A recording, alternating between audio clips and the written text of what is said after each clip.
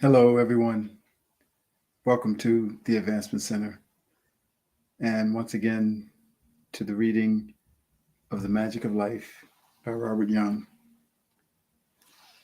And we continue with chapter 43. On the other side of the island, Bill had almost forgotten all of his adventures. He was filled with the presence of Suzanne. He had also forgotten much of what Simon Guthridge had told him and all the lessons that he had experienced. He had almost forgotten how much skill he now had in the use of money because he was totally engrossed in his family and in his love for Suzanne. He watched her face and looked into her eyes, and he felt her excitement as she told him of her visit to Carmel Roberts. Suzanne's visit had actually extended to longer than one day, and it had put Bill into some turmoil because he did not know where Suzanne was. It caused Bill to dig into the depths of his whole spiritual being to make contact with Suzanne and have confidence in the fact that they did communicate. Suzanne had gone off to meet Carmel Roberts. On her way there, she had visited a few friends and on several occasions had stopped to let the children rest. When she finally arrived at Carmel's house, the day had almost come to an end. She knew that Bill had decided to talk to Simon that very day, so when Carmel suggested to Suzanne that she must stay over that night for the sake of herself and the children, Suzanne understood and agreed. Suzanne sat with Carmel as they connected with Bill and had quite a long conversation with him.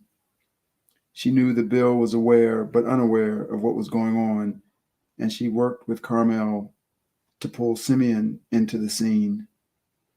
Carmel asked Simeon to give Bill a physical sign to show that Suzanne and the children were okay and to let him know that they were staying with Carmel for the night.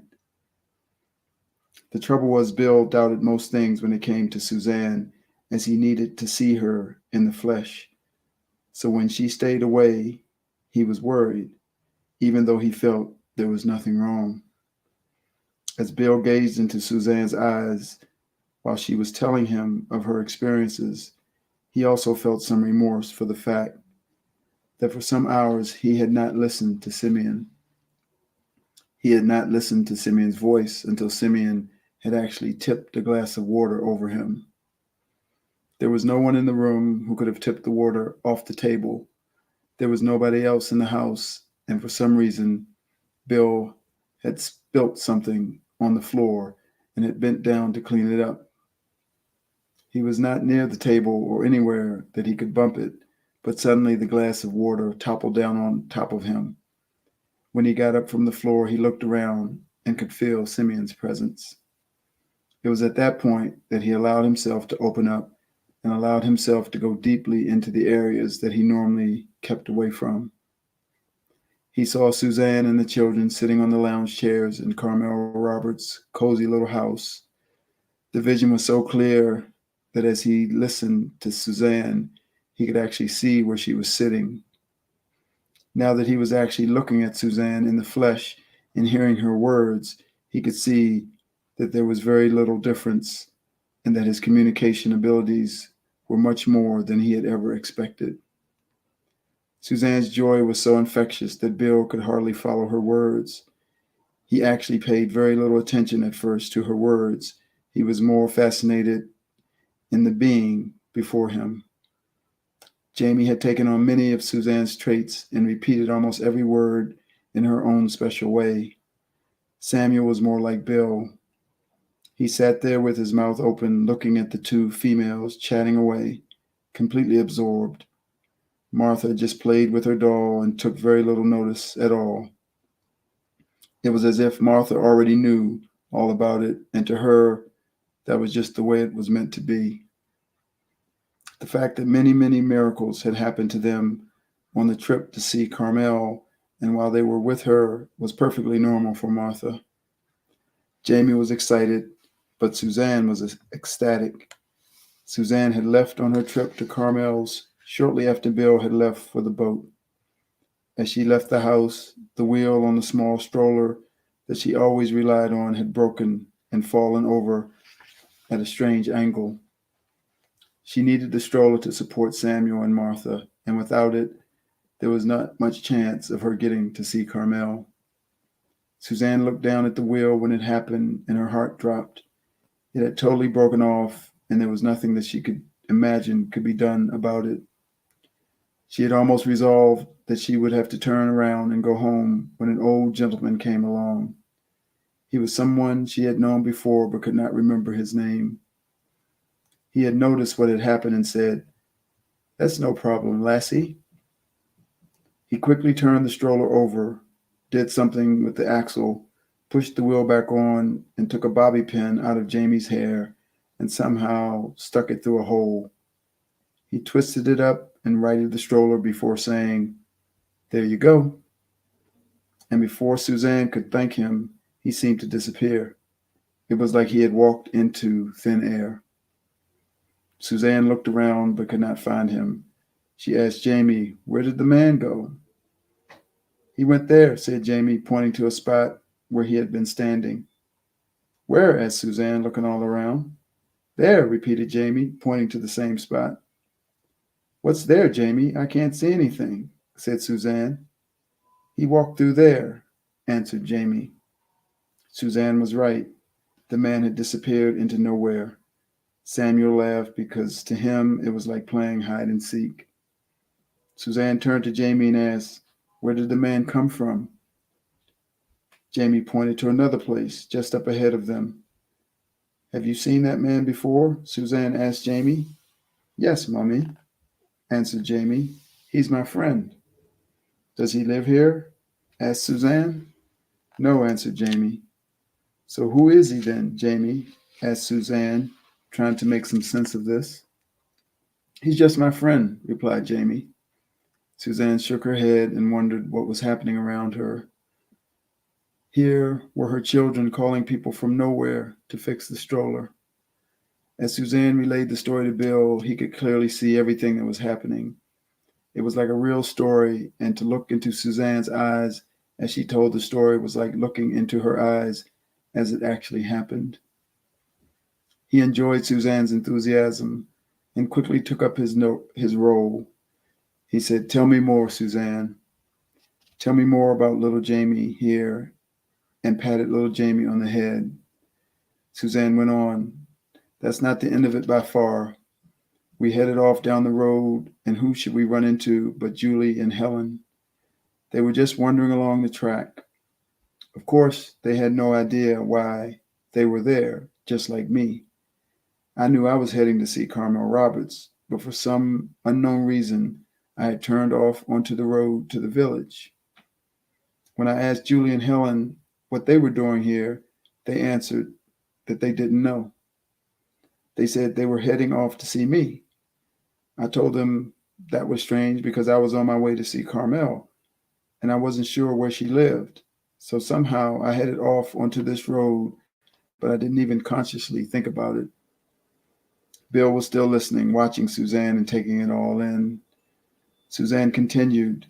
"Julie said that she knew exactly where Carmel lived and said she wouldn't mind going there herself. She said she wasn't too far from her own house, and Helen lived in the opposite direction. Julie said she had wanted to contact Helen, so they thought they might just head into town and sit around and have a cup of tea and have a yarn before heading off home.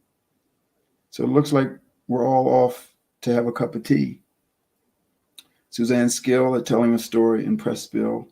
Even the mundane thing of meeting a couple friends on the road turned into a major event. Every word that was said between the three was duly repeated in fine detail. Bill's interest in the detail of the conversation was almost zero, but his interest in Suzanne and her excitement grew with every word. As they worked their way through the conversation, Suzanne became more and more excited. Bill could tell there was something coming. Suzanne continued once again with her story. "And here we are sitting having a cup of tea, talking, when Jamie walked up to Julie and said, 'Your father wants you.' And Julie said, 'Yes, no. Yes, I know, love.' Then Jamie said, 'No, your father wants you.' And Julie said again, 'Thank you, Jamie.' So Jamie turned around to me and said, "Mommy, will you tell Julie that her father wants her? He doesn't feel real good." Anyway, Julie went white and said to me, "How does Jamie know these things? Do you think she's right?" And I said, "I'm not sure." Then Jamie said, "Mommy, you look, you'll see." And immediately I could see the same vision as Jamie. I could see the old man struggling to get from one chair to another. I told Julie that I could see him and that Jamie was right. I told her she had better get home.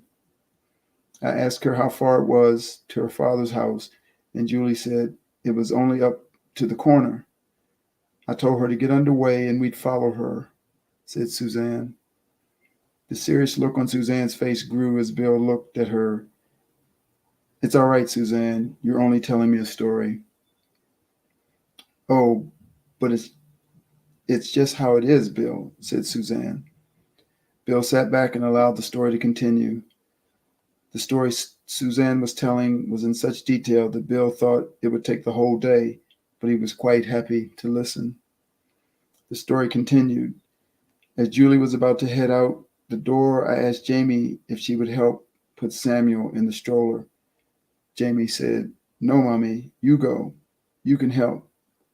Helen said, "I'll stay here with the children while you go, Suzanne." I looked at Jamie and asked her, "Are you sure?" And she said, "You help, Mommy." So I left and caught up with Julie. As we entered Julie's father's house, the exact image that had come to me was right there before me. Old Martin was still struggling between chairs and was moving them one at a time and struggling from one to the other to get to the door. When he saw Julie standing there, he collapsed in one of the chairs and said, "Thank God you're here," or I should say, "Thank Simeon you're here." Julie asked her father, "What do you mean by thank Simeon?" "This man called Simeon just appeared in front of me and said, 'I'll arrange for Julie to come.' And now here you are. I thought it would take at least a day," said Martin. I looked at Martin and could see that he was having major breathing difficulties, and he looked slightly blue. It was obvious that something was not working with either his heart or lungs. I took a deep breath and heard Jamie's voice. "You can help, Mommy." As soon as I heard the voice, I felt the energy rise within my body and once again felt that beautiful presence of Simeon. Without hesitating, I walked straight over to Martin and placed my hand on his forehead. He immediately relaxed, and within seconds, the color came back into his face. His breathing became normal, and his smile came back to his face. The obvious relief surprised Julie, but I wasn't at all surprised. I knew that would happen. Within 30 seconds, Martin was speaking normally and feeling fine. I stood back and felt that beautiful feeling fade away. I knew that Simeon had moved away. Julie turned to her father and asked, "Are you okay, Dad?" "Thanks to this young lady, I feel great," answered Martin. Suzanne's eyes almost popped out as she told Bill, "Do you believe it, Bill? Do you believe it? I actually made him well. It was so easy. It was amazing." Bill jumped up and gave Suzanne a big hug. "This is so brilliant. This is you. This is what you do for everyone." Suzanne was so excited that she jumped up and down and wiggled her hands backwards and forwards. "Isn't it great, Bill?" "Yes, it is," agreed Bill. "But that's not all," said Suzanne excitingly. "More happened after that. When I went back to get the children, Helen came up and gave me a big hug. She said, 'Jamie just told me what you did.' Do you believe that, Bill?" Helen said Jamie described everything to her while it was happening. "Yes, I think we've got someone special in our midst here," said Bill. "But she's only 4, said Suzanne. "Yeah, 4 going on 400, replied Bill. "I think you might be right," said Suzanne. So after I'd spoken with Helen for a while, we both turned to Jamie and said, "Tell us more about what's happening, Jamie." Jamie said, "I just want to play." And she just walked away from us. It was like nothing had happened. Bill laughed. "Yeah, that's how simple it is for children." Suzanne got up from the chair where she had been talking to Bill and walked over and got a glass of water. She walked around each of the children and gave them a sip and then had a sip herself. She sat down and said, by the time all of this had happened, Bill, we weren't even on our way to see Carmel. Julie was the only one who knew where to go, and here we were. Her father had been ill. Helen lived in the other direction, and I wasn't sure that Julie should leave her father's side. So when I went back to the house, I said to Julie, well, I suppose I'd better go home now. And Julie said, no, you have to go and see Carmel. Carmel has to know what you can do. It is really important. And while you've been away, I've spoken to Dad, and he feels fine. He thinks it's very important that you go and see Carmel. Suzanne's eyes began glowing again, and Bill knew there was more to come, but he had no idea what it would be. Suzanne was almost certainly not going to tell him until the event came. Suzanne's detailed conversations from there on once again filled Bill's ears, but his heart went out to Suzanne in each and every moment. Suzanne described everything, even how they had put the children in the stroller, when they took them out, when they went to the toilet, what they ate. Every step along the way, she missed nothing.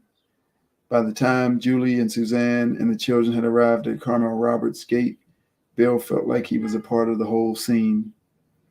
Suzanne's description was so vivid that Bill decided to just relax and enjoy the story. He smiled at Suzanne as she animated every sentence she spoke. He could even see her opening the gate and struggling with the stroller. He could see Jamie wandering along aimlessly, almost ready to fall asleep. He saw Carmel was waiting at the door, and she welcomed Suzanne, the children, and Julie, and invited them all inside. Julie excused herself and mentioned that she could stay for a short time, but not too long. She was well behind schedule, and people would be wondering where she was. So Carmel invited her in for a cup of tea and a bite to eat, but Julie only accepted the cup of tea and a small cake. All the time she was bursting to tell Carmel what had happened to her father and how Jamie knew all about it. But before Julie could do anything, Jamie had curled up on the lounge and fallen asleep. Suzanne knew that Jamie was tired, and she did not bother moving her. She simply threw a small blanket over her and sat beside her. Julie sighed and said, Carmel, I've just got to tell you all about what happened in the village today and how young Jamie here told us all about Dad being sick. She actually said that my father needed me, and I had no idea. I hadn't seen Dad for quite a few days. When we got there, he was really ill. Julie paused for a moment and said, I've got so much to tell you about Suzanne and how easily she healed Dad. Carmel smiled and nodded. Julie continued, do you know what I'm talking about? I know exactly what you're talking about, said Carmel. I can see it now. So I don't have to tell you much, said Julie. You have to tell me everything, Julie, said Carmel. I need to know whether what I see is correct. So Julie smiled and settled back and related the full story in as much detail as Suzanne could relate at the time. Bill realized that Suzanne's description, although extensive, was probably a little bit short of what Julie had said, but he was still amazed at the detail. Suzanne looked into Bill's eyes and asked, Are you still interested, Bill? Do you want to know more? Bill slowly nodded and said, Please continue. You can't stop in the middle of a good story. Suzanne smiled and leaned over and gave him a kiss on the forehead. She had only withdrawn a fraction of a second, and her voice started again. She spoke of how excited Julie had been and how Carmel had confirmed everything she saw, and spoke of the many things she had seen that added to the excitement of what had happened. Carmel had seen the interaction between Suzanne and Simeon. She had also seen the interaction between Jamie and Suzanne. When Julie heard this detail, it made her trip to Carmel's very worthwhile. Would you believe, Bill, said Suzanne with the motion of her hands. Julie came straight out and said to Carmel, So what are you going to do with these two, Carmel? They're both part of your crew. Tell me, what are you going to do? Suzanne then stopped and waited, and Bill said, Go on. Carmel didn't know what to say, said Suzanne. So I answered. It was just like I had to. I said, I've come here to talk to Carmel about what we're going to do in the future. I've come here to tell Carmel that many things have happened between us over the years that we both reacted to, and now I know we both got to work together. I know that it's much bigger than telling people how they feel tomorrow or whether they'll win some money or whatever. Although Carmel telling people they would win money was not much use in our area. You have to go to Norwood to play with money. What people need to know is what's going to happen in their life. What's going to happen to their family? Are they going to be comfortable? All of these, all those sorts of things. And Carmel can do that. And I know Jamie and I can connect with many different aspects of the unknown and work with Carmel to open up a lot of things. I've also come to find out a bit more about Bill, and I know that Carmel can do that for me. Suzanne started to smile and said, You know, Bill, when I said that, I didn't realize that Julie's mouth just fell open. It was a good feeling. When we said goodbye to Julie, she was quite different. I think we made a difference to her life today. Whoops, not today. It was yesterday, wasn't it? Bill nodded and Suzanne went on. Anyway, yesterday. The whole timing thing seems to be a bit scrambled at the moment, but that doesn't matter. Let's just get on with it. Bill noticed how Suzanne was starting to talk to herself and how she was justifying things to herself. He sat back quite relaxed and waited for her to finish her own personal little argument. By the time she had got to a point where she was too complicated, she stopped. Oh well, it doesn't matter anyway. Then on she went with the story. Anyway, Bill, the visit to Carmel was great. We couldn't leave because Jamie was asleep. Samuel and Martha had been asleep for a while, and Carmel wouldn't let us come back home because would have been dark very shortly. So we sat together and contacted you. Yes, said Bill, I understand that. I was a little hard to get a hold of. I've never been that deep into communication unless I knew somebody wanted to be contacted. Suzanne giggled like a little girl and said, Wasn't it great? Yes, it was, said Bill. Suzanne went on, and Carmel, was surprised as well. She hasn't tried anything like that with anybody before.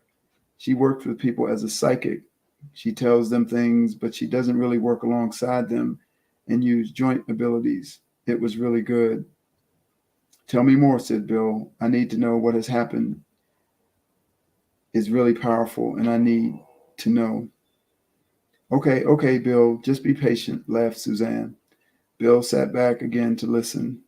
Each time Suzanne came to a point, her excitement caused Bill to move forward in his chair, and he had not realized that he was doing that. So each time he had to settle back in again and await the next part of the story. When I said to Carmel that I would have to get in touch with Bill, said Suzanne, she asked if I knew how to do that. I told her yes, that I could do that and that I do it all the time. I told her that you'd probably be busy or you might even be with Simon Guthridge at this stage, but I knew that I could contact Simon and I knew that I could contact you. I just didn't know whether you'd take much notice. I thought it might have been a little difficult to get a clear message. Suzanne continued, and Carmel immediately said, Well, let's stir them up a bit. We'll both try to contact them. How about we get Jamie to do the same? I said, Well, Jamie's asleep. And Carmel simply said, Well, that's all right. All we have to do is ask her to help, but we don't need to wake her. I know what you mean, said Suzanne. It's that part that I get in contact with to see if she's okay. Carmel said, That's it. I know she's okay at the moment, said Suzanne. Right on, said Carmel. Let's sit in a comfortable position on the chair and we'll get into place where he can see us all, so we can imagine that he's coming through the door. Suzanne said, Do you think that will work? he doesn't really see images as such. He just has a knowing. Carmel said, I'll change that. You wait until you get back and talk to him. I bet he sees us. Suzanne broke into the story and said to Bill, So you did see us, didn't you, Bill? Yeah, I sure did, said Bill as he leaned forward in his chair. I haven't had a chance to say much to you, but I can describe to you the color of the lounge and even the fact that there was a little coffee table there. I could see the stroller was beside the lounge and was leaning at a funny angle. Wow, said Suzanne in amazement. Was it that clear? Yes, it was, said Bill. That's why I want to know what you did. In a minute. I'm getting to it, said Suzanne. Bill once again sat back in the chair and waited for the punchline. What Carmel did, explained Suzanne, was she explained to me that if we all get together in the way we know about and we stand on the other side of the room and look back at ourselves, you'll do the same. You'll look at us sitting there. So Carmel just said, relax, get in contact with Bill, then feel Jamie, feel herself, and then feel us all on the other side of the room. I did that and it was really easy. Then when Carmel said, look back and see yourself, and make sure you all look back and see yourselves. Don't lose the vision and don't lose the connection to Bill at the same time. I did that and it was really strange. I could actually feel you looking at me, Bill. Go on, said Bill, full on anticipation. Well, that's just about it, said Suzanne. After that, it was easy. We just stayed like that and talked to you and told you what was going on. The big difference was that I didn't think the person that I was looking at was actually communicating with you. Did you feel that, Bill? Yeah, said Bill. It was like I was looking at you and Carmel and the children, and you were talking to me, but the person I was looking at wasn't talking to me. Yeah, said Suzanne. That's how it feels. Wow, this is good stuff, said Bill. It sure is, agreed Suzanne. But what happened after that? Asked Bill, because I lost you all. Oh, said Suzanne. I wondered what happened. I got really excited when I saw how Carmel, Jamie, and I were going to be working together in the future, and I thought I might have lost contact with you. I knew I'd passed on the messages that I needed to pass on, and I knew that I didn't really need to do much more, but I would have liked to see the whole lot. I knew there was something going on, said Bill, but I really couldn't feel it. It rattled me a little bit. It sort of made it so it was hard to concentrate on anything. I'm sorry about that, said Suzanne. No, that's not a problem, said Bill. I just wondered what it was. Suzanne's excitement rose again. What it was all about was I was talking to you. I could see all of us doing exactly the same thing for other people and allowing them to actually see how clearly you can look at whatever you want. You can look at things that are real or you can look at things that are not real. Bill shook his head. I'm really not too clear about what you're saying, Suzanne. Oh, it's all right, said Suzanne reassuringly. I'll get there. It's just a little hard to pass a lot of these things on. It's all so exciting. I can see that, laughed Bill. Suzanne's excitement was making her move so quickly. Her hands were darting around all over the place. Bill could see that she was flicking between her experience and her presence there in front of him. Did you know, Bill, that we can make a whole lot of difference to the world? We can actually show people that they don't have to fix all of their problems. We can demonstrate it. We can show people that there's a lot more out there than just the island, and there's a lot more than just working to live.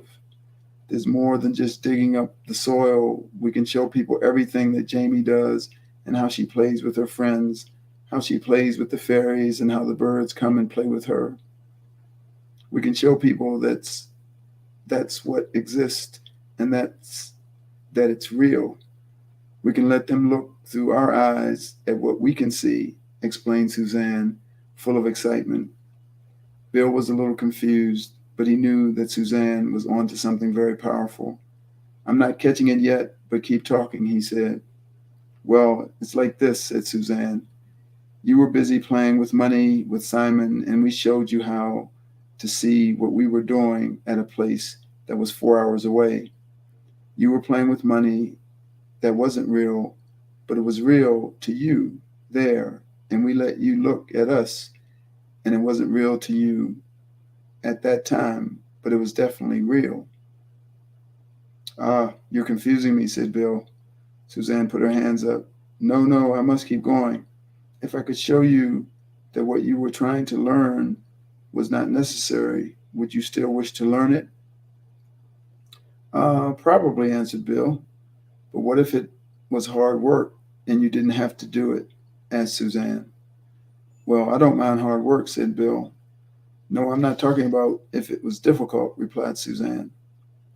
If it's if it was worrying and I showed you that in fact, if you look through another set of eyes, it doesn't look the same.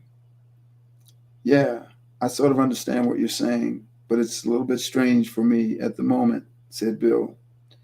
Suzanne could see that she had attempted to explain the unexplainable. She immediately withdrew and said, It's all right, Bill. I'll show you some other time. Bill relaxed in his chair. I think that would be better, Suzanne. Okay, then, we'll get on with the story, said Suzanne. Bill sat back once again, ready to listen. He smiled and thought that maybe one day they would get to the end of this. Suzanne immediately became aware of his thoughts. She smiled and said, Don't be impatient, Bill. I'm getting there. Suzanne once again went on with her story. Carmel had all of these psychic things that she'd used over the years. She had a Ouija board. You've probably never heard of one of those. Bill shook his head, but Suzanne did not give him a chance to open his mouth. She simply continued. She told me that you don't need to use those things anymore. She had all of these crystals you've probably never seen before either. Once again, Bill shook his head as Suzanne kept talking. She had all these cards and all sorts of things. She placed them all in front of me and asked, What do you think? I looked at them and had no idea. By this time, it was almost time for bed. The children were still asleep, and Carmel said, Suzanne, stop hiding everything and just tell me what you think. I said, I don't know. And Carmel said, Suzanne, tell me. And you know, Bill, I just said, Oh, well, I suppose if I put them in the right order, I can tell you what's happening in the future. Carmel said, Well, do it. And I just shuffled all of the things around and I said to Carmel, Carmel, you're leaving this house. You're going further into the mountains. You won't stay there long and then you'll travel. And I just went on and told her all about stuff, but I don't know where it came from. When I'd finished, Carmel asked, Do you know that you've just relayed all of the plans that I have, and you've given me more information about what I'll do in the future, and you've clarified many of the questions that I've been struggling with for the last 12 months? Suzanne's eyes were bright, but also were a little bit glazed. Her conversation was taking both her and Bill in and out of the present, so the story was almost reality repeated. When she described her ability to tell Carmel her future, he was not surprised to see her in this unusual state. It was exciting for Bill, and he could not wait to hear what came next. Suzanne said calmly, Did you know that Carmel was so surprised at the depth of what came out of my mouth? She couldn't stop talking. She wanted to experiment further to find out more about me. Of course, the thought of going to bed didn't even enter our minds. Suzanne's face was alight and was brilliant. It was obvious to Bill that what she was doing with Carmel was exactly what was required for holding her spirits high and allowing her to reveal the special person that she was, the person who Bill had always known had existed inside that small frame. You know, I even told Carmel about her family, and I haven't even met her family. I told her about all sorts of things, and it was like I was there, Bill. It was as real as that. I know that Jamie was working with me the whole time, even though she was asleep. because without Jamie around, I don't have the vision. So you see, Bill, we're all a team, and when we come close together, it all starts to work. None of this worked until I entered Carmel's house, and it's not as if Carmel was doing it. She was surprised as well, but she also knew that it was going to happen. She's known for almost a year. We talked about all sorts of things, but most of all, and one of the most interesting things, we talked about you, Bill. Bill lifted his eyebrows and sharpened his attention as Suzanne went on. Bill, I wanted to know more about you. I wanted to know what it was that allowed you to heal Jamie. I wanted to know how Joe could talk to you and how you didn't question that there was anything unusual about that. You were excited, but you were also quite natural about it. I don't think you've ever said anything about fixing Jamie.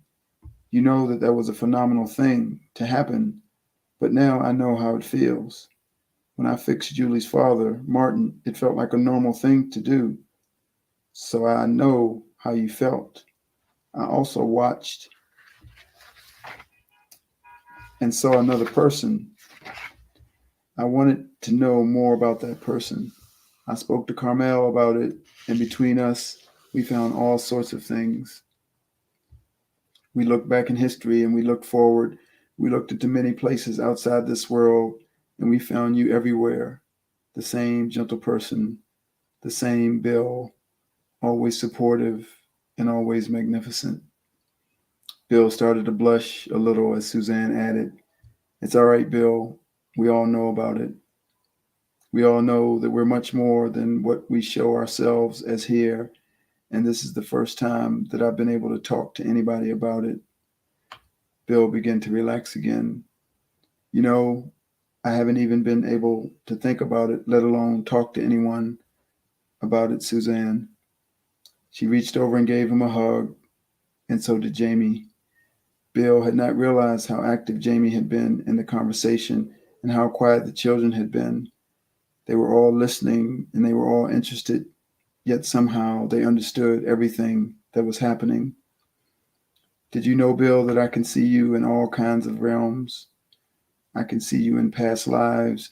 I can find out all the things that you do, but I'm not interested. All I'm interested in is you now, the person who's here in front of me. And this is what people forget. Even though we have access to everything, the only thing we need is what's here in front of us now. We've got access to what makes things work and access to how things grow, but we only want to see what's in front of us. It's like a garden where we only want to see the nice flowers.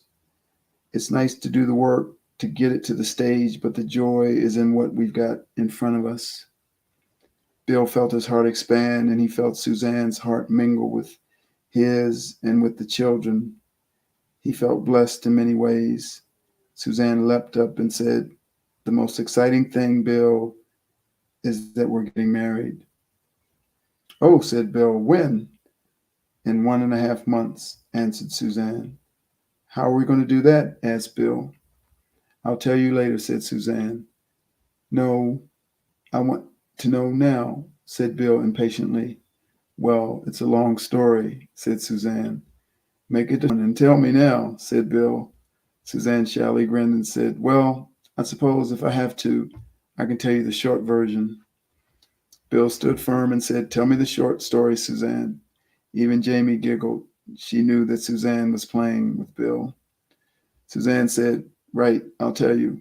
We're going away from the island just like Simeon said we would. We're getting married off the island and we're coming back as husband and wife. In 1.5 months? Inquired Bill. 1.5 months, repeated Suzanne. But that's longer than what Simeon said, replied Bill. No, it's not, said Suzanne. It's actually exactly right. But I can't figure that out, said Bill. We were going away in about a month, said Suzanne.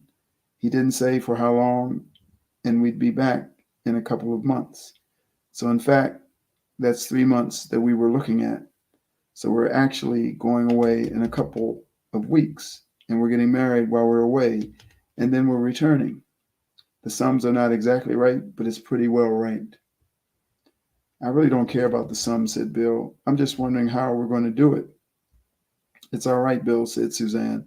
It's all organized. Organized organized how?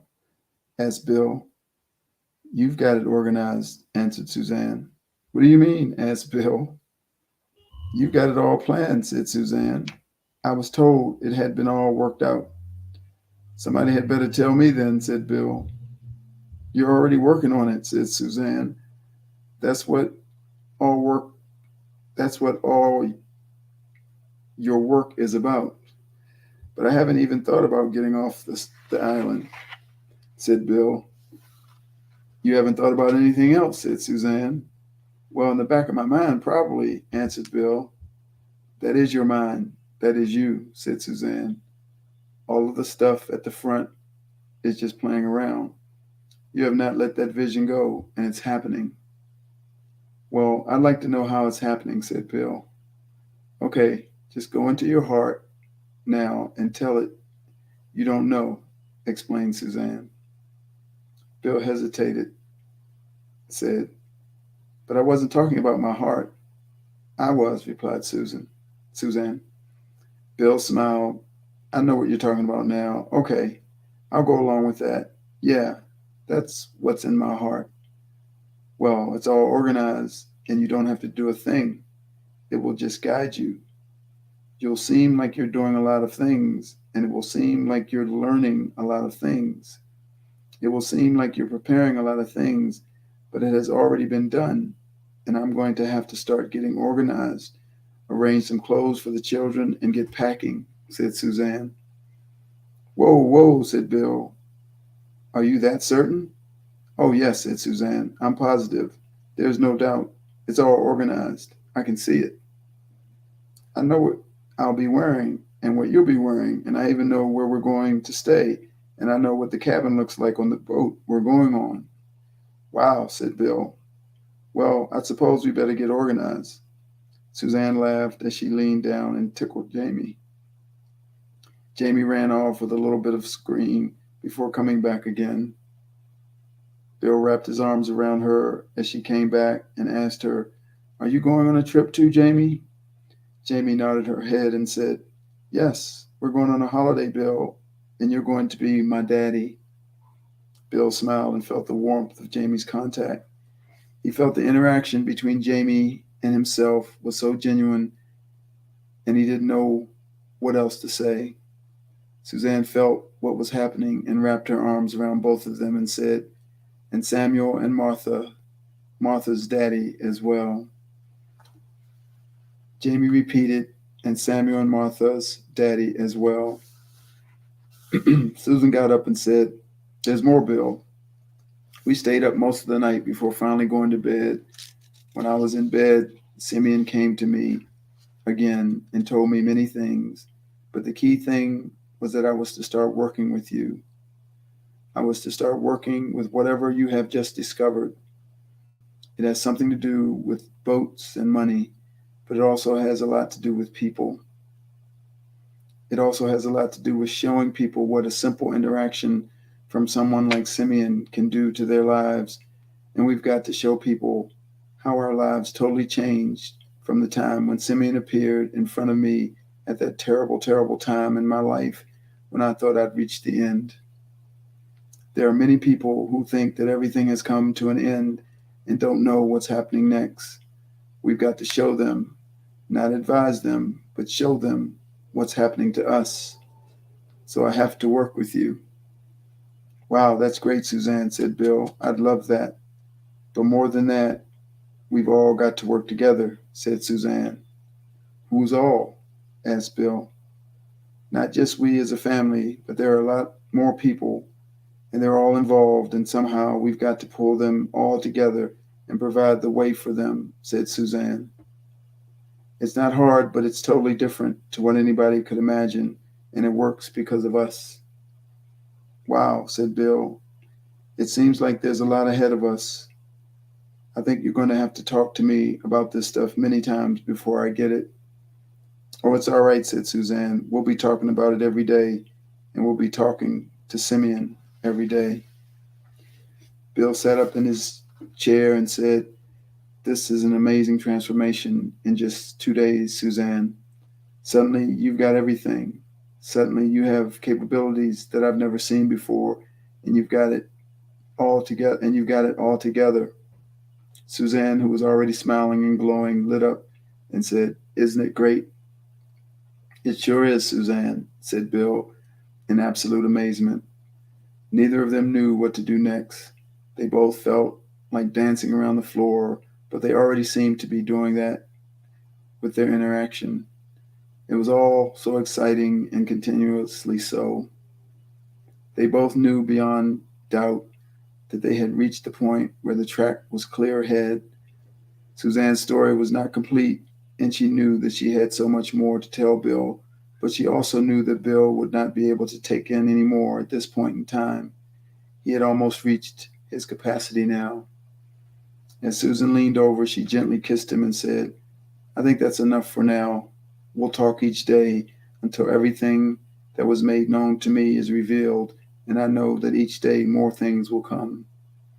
So I'll go and fix something to eat, and if you finish off the summaries that you had to do for Simon, we'll arrange to see him again tomorrow." Bill's mouth fell open. He had not even told Suzanne what had happened with Simon, yet here she was talking about the homework that Simon Guthridge had given him. It was amazing. Bill shook his head and watched Suzanne walk off into the kitchen without even a flutter. It was as if Suzanne had been there during Bill's discussion with Simon. It seemed like she knew everything about it. Bill headed off into the bedroom and picked up all of his paperwork and came out to the table to get started by sorting through all of the little exercises that Simon had given him. The meal Suzanne had prepared was exquisite, and Bill had never seen many of the herbs and spices that were now on the table. Suzanne held an air of mystery as she presented the meal. Bill knew to go along with the experience and say nothing. At the end of the meal, Bill had only one comment to make. That meal was something not of this world. It was totally magic. Suzanne simply stood there with a very serene look. "You're totally right, Bill. It is not of this world. It's magic."